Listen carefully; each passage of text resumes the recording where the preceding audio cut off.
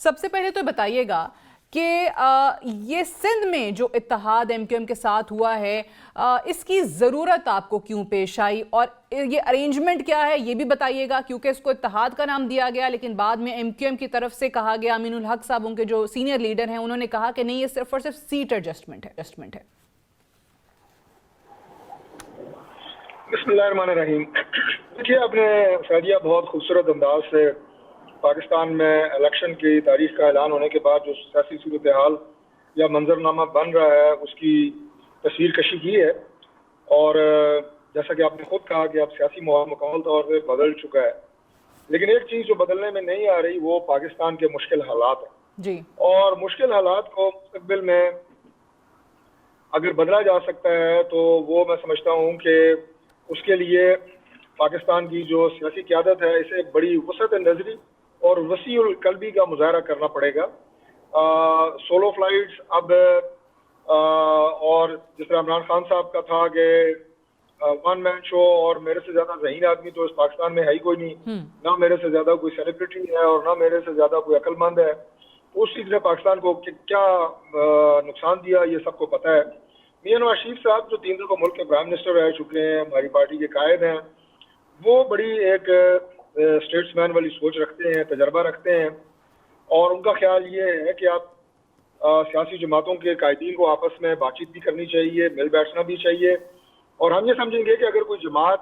ہمارے نظریات اور اس طریقے سے پاکستان کی جس طرح خدمت کرنا چاہتے ہیں اگر اس نظریے اور ایجنڈے پہ آ سکتی ہے تو ہم اس جماعت کے ساتھ سیٹ ایڈجسٹمنٹ یا انتخابی الائنس جیسے کہتے ہیں وہ بھی کر سکتے ہیں۔ اور میں یہ بھی کہوں گا کہ اگر الیکشن کے بعد انشاءاللہ پاکستان مسلم لیگ نون سادہ اکثریت لے گی اور اس کے بعد بھی اگر کوئی جماعت ہمارے سماج چلنا چاہے گی تو اس وقت بھی ہم کوشش کریں گے کہ بڑے کھلے ذہن اور دل کے ساتھ اس وقت چلیں آغاز یوں کہہ لیجئے کہ سندھ سے ہوا ہے، ایم کیو ایم کے ساتھ اتحاد سے ہوا ہے، تو سندھ میں پاکستان مسلم لیگ نون کا ووٹ بینک موجود ہے، اس سے فائدہ کیا ہوگا؟ پی ایم ایل این کو سندھ میں کیا فائدہ ہے؟ دیکھیے سندھ میں اور کراچی میں خاص طور پہ ایون رورل سندھ میں بھی پاکستان مسلم لیگ نون کا جو ووٹ بینک ہے وہ بالکل موجود ہے۔ بلدیاتی الیکشنوں میں آپ دیکھیں ہمارے لوگ وہاں سے منتخب ہوتے رہے ہیں، اس سے پہلے ایم این ایز کے بھی ہمارے امیدوار میاں نواز شریف صاحب پرائم منسٹر تھے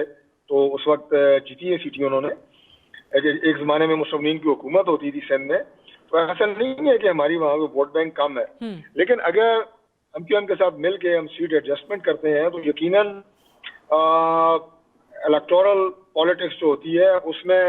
ایم کیو ایم کو ہماری سپورٹ ہوگی، اور جہاں کہیں ہمارا کینڈیڈیٹ ہوگا وہاں ایم کیو ایم کی سپورٹ ہمیں ہوگی، اور وہ سیٹیں ہم بآسانی انشاءاللہ وہاں سے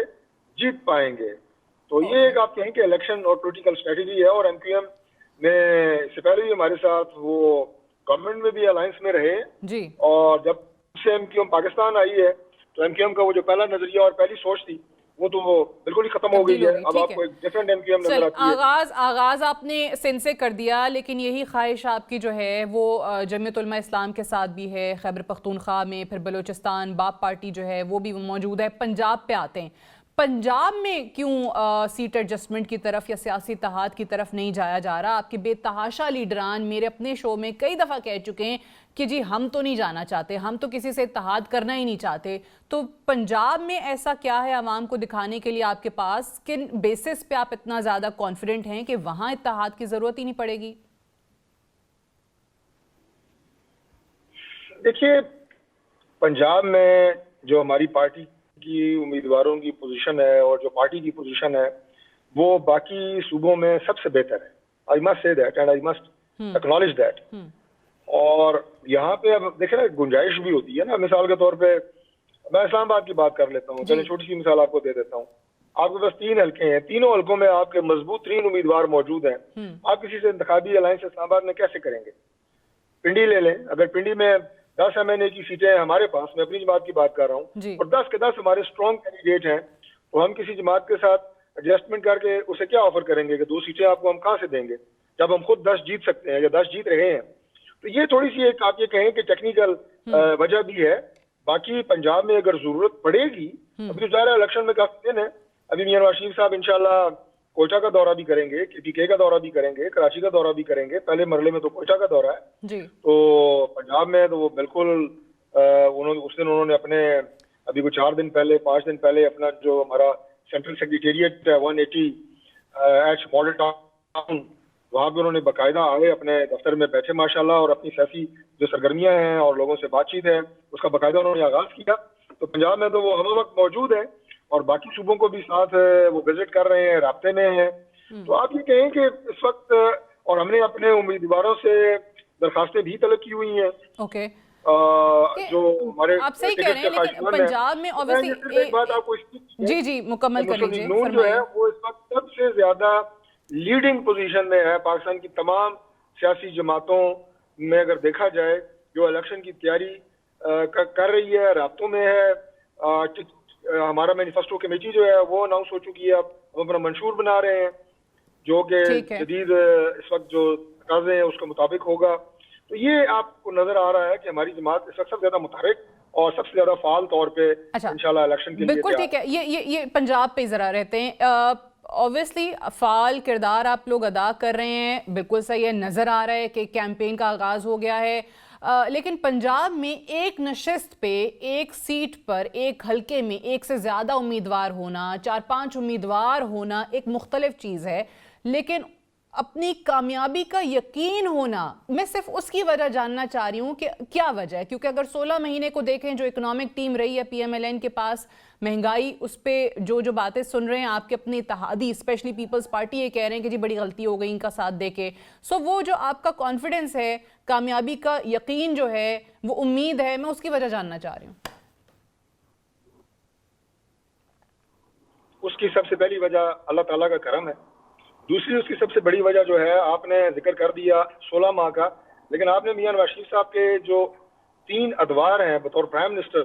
ان کا ذکر نہیں کیا. اگر آپ ان 3 ادوار میں, لمبی تو بہت لمبی فہرستیں ہیں جو ان ادوار میں کیا کیا کام ہوئے ہیں, پاکستان میں کیا انفراسٹرکچر ڈیولپمنٹ ہوئی ہے, ایمانداری سے آپ اگر میاں صاحب کے جو 3 دور ہیں پرائم منسٹرشپ کے, اگر ان کے پروجیکٹس, ان کی انفراسٹرکچر جو بنے ان کو پاکستان سے مائنس کر دیں, پھر آپ دیکھیں کہ پیچھے بچتا کیا ہے. جو باقی کے ادوار میں باقی کام ہوئے ہیں وہ بھی ذرا دیکھ لیں کہ کیا بچتا ہے پھر پیچھے. تو وہ ہمارا ایک ایسا کریڈٹ ہے, وہ ہمارا ایک ایسا ہمارے پاس اثاثہ ہے جو ہم سمجھتے ہیں کہ پاکستان کی عوام کو جس کے اوپر اعتماد ہے کہ اللہ کے فضل سے نواز شریف 4تھی دفعہ ملک کے پرائم منسٹر بن کے ایک دفعہ پھر ملک کو اٹھائیں گے, بنائیں گے, ترقی کی طرف لے جائیں گے. ایک بات. دوسری بات جو یہ بیگیج ہے 16 ماہ کا, دیکھیں وہ سارے کا سارا, میں مطلب آپ کو مخاطب کر کے کہہ رہا ہوں, عوام سے ہی کہہ رہا ہوں, وہ سارا ہمارے اوپر تو نہ ڈالیں نا. 11 جماعتیں تھیں, آپ 16 کو تقسیم کریں نا 11 سے, تو ہمارا جو 1.25 مہینہ ہمارے کھاتے میں آئے گا نا, اس کا تو برانٹ ہم برداشت کر لیں گے. 1.25 مہینہ, یہ ڈاکٹر صاحب آپ نے کوئی میتھس نکالا ہے, کیلکولیشنز میری سمجھ سے باہر ہیں.